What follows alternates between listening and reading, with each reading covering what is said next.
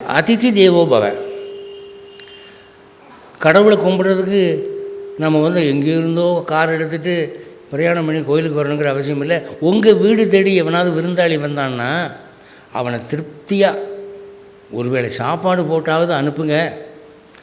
அவனுக்குள்ளே இருக்கிற இறைவன், விருந்தாளியாகிய இறைவன் மகிழ்ந்தால் பகவானுக்கே அது போய் சேருதுன்னா. உலகத்திலேயே வீட்டுக்கு வர்ற விருந்தாளியை கடவுள்னு சொன்னவன் நம்மால் தான். எங்கள் பாண்டிச்சேரியில் ஒரு ஹோட்டல் இருக்குது, அதுக்கு பேர் அதிதி.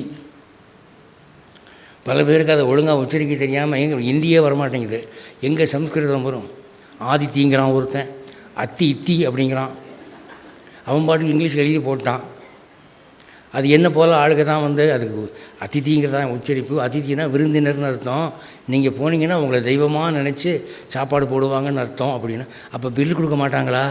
அப்படின்னா தெய்வத்துக்கு பில்லு கொடுப்பாங்களா?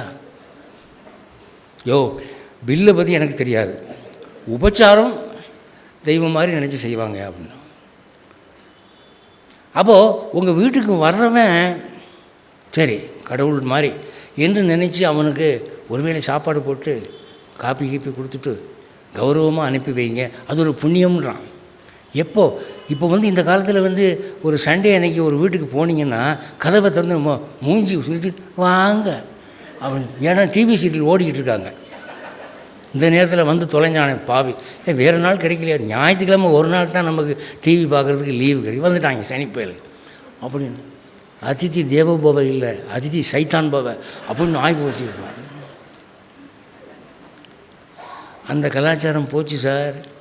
இந்த டிவிங்கிற பிசாசு என்றைக்கு வீட்டுக்கு வீடு வந்ததோ அன்றைக்கே விருந்து உபச்சாரம் போச்சு. எல்லா துராச்சாரமும் போச்சு. டிவியில் என்னென்ன காட்டுறான் பயங்கரமான அந்த ஒரு சீரியலை தொடர்ந்து பார்த்துக்கிட்டு இருந்தீங்கன்னா பார்த்த பாவத்துக்கு 3 ஜென்மத்துக்கு நான் நாயாக பிறக்கணும்.